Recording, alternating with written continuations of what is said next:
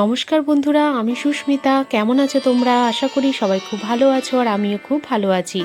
জন্মাষ্টমী কিন্তু আর বেশি দিন বাকি নেই। তো জন্মাষ্টমীর ভীষণ মজাদার তথ্য তোমাদের কাছে আমি শেয়ার করি, চলো।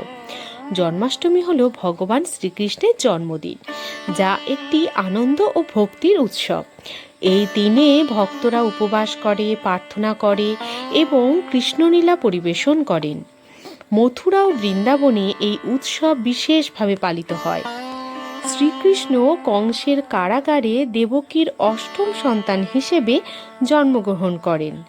কংস ছিলেন তার মামা, যিনি তাকে মেরে ফেলার চেষ্টা করেছিলেন।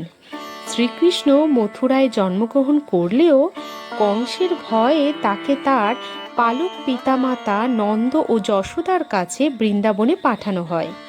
জন্মাষ্টমীর সময় মথুরা ও বৃন্দাবনে রাসলীলা পরিবেশিত হয়, যেখানে শ্রীকৃষ্ণের প্রেম ও লীলার বিভিন্ন ঘটনা তুলে ধরা হয়।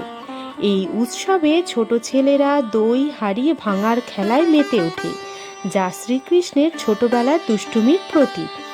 অনেকের বিশ্বাস যে জন্মাষ্টমীর দিনে বৃষ্টি হওয়া একটি শুভ লক্ষণ, কারণ শ্রীকৃষ্ণের জন্মদিনে বৃষ্টি হয়েছিল বলে মনে করা হয়।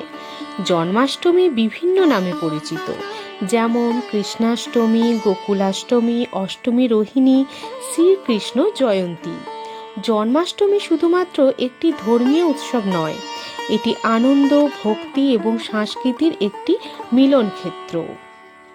পুরাণ অনুযায়ী আজ থেকে প্রায় 5200 বছর আগে মথুরায় জন্মগ্রহণ করেছিলেন শ্রীকৃষ্ণ। তিনি আদতে বিষ্ণুর 8টি অবতার ছিলেন। জন্মাষ্টমী বা শ্রীকৃষ্ণের জন্মদিন উপলক্ষে উৎসবটি সারা দেশে দারুণ ধুমধাম করে পালিত হয়। পুরাণ অনুযায়ী আজ থেকে প্রায় 5200 বছর আগে মথুরায় জন্মগ্রহণ করেছিলেন শ্রীকৃষ্ণ। তিনি আদতে বিষ্ণুর 8টি অবতার ছিলেন। বাড়ি এবং মন্দিরে বাজানো ভোজন এবং গানের মাধ্যমে তার বাণী মনে রাখার জন্য দিনটি পালিত হয়। এবছর উৎসবটি 30শে অগাস্ট সোমবার উদযাপিত হবে। কথিত আছে তার জন্মই হয়েছিল সবচেয়ে শক্তিশালী এবং উদ্দেশ্যপূর্ণ। তিনি পৃথিবীকে মন্দ থেকে মুক্ত করার জন্য জন্মগ্রহণ করেছিলেন। শুধু তাই নয়, তিনি মহাভারতে গুরুত্বপূর্ণ ভূমিকা পালন করেন এবং ভক্তির ভালো কর্মের তত্ত্ব প্রচার করেন। জন্মাষ্টমীর উৎসবকে কৃষ্ণ জন্মাষ্টমী, সাতম আঠাম, গোকুলাষ্টমী, অষ্টমী রোহিণী বা শ্রীকৃষ্ণ জয়ন্তীও বলা হয়। ভগবান বিষ্ণুর অন্যতম শক্তিশালী মানব অবতার শ্রীকৃষ্ণের জন্মদিন হিসেবে পালন করা হয় এই দিনে। হিন্দু পৌরাণিক কাহিনী অনুসারে শ্রীকৃষ্ণ মথুরার কারাগারের ভিতরে একটি অন্ধকার, ঝোড়ো ও বৃষ্টির রাতে জন্মগ্রহণ করেছিলেন। সেই সময় মায়াদেবীর মায়ায় কারাগারের দরজাগুলি নিজেরাই খুলে যায় এবং কৃষ্ণের মামা কংস দ্বারা বন্দী তার বাবা বাসুদেবকে মুক্তি দেওয়া হয়। জন্মাষ্টমীতে শ্রীকৃষ্ণের প্রচুর ভক্তরা সারা দিন রাত উপবাস পালন করেন। তারপর কৃষ্ণকে পূজা করেন। তারা পূজা করার সময় তারা তার গল্প শোনেন, গীতা থেকে স্তোত্র পাঠ করেন, ভক্তিমূলক গান গেয়ে থাকেন এবং মন্ত্র জপ করেন। হিন্দু ক্যালেন্ডার অনুসারে এই ধর্মীয় উৎসব শ্রাবণের পূর্ণিমার পর অষ্টম দিনে পালন করা হয়।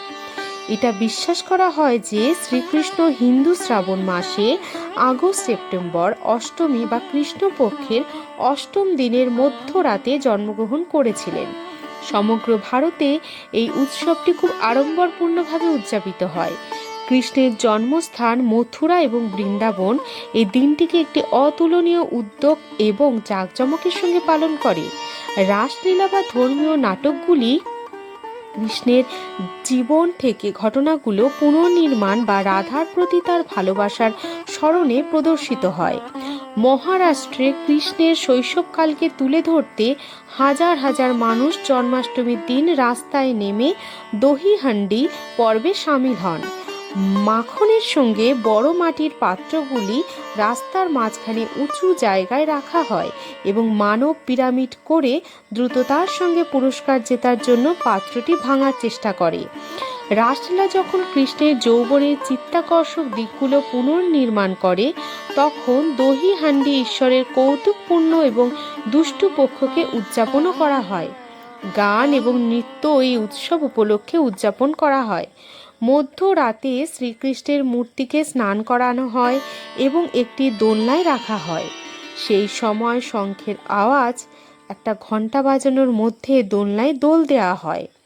গুজরাটের দ্বারকা শহর কৃষ্ণের নিজস্ব ভূমি। সেখানে এদিন অত্যন্ত নিষ্ঠার সঙ্গে বিশাল মাপের উৎসব পালন করা হয়। সেই উৎসবে সামিল হতো লর্ড কৃষ্ণাই দর্শনার্থীদের ভিড় বেড়ে যায়।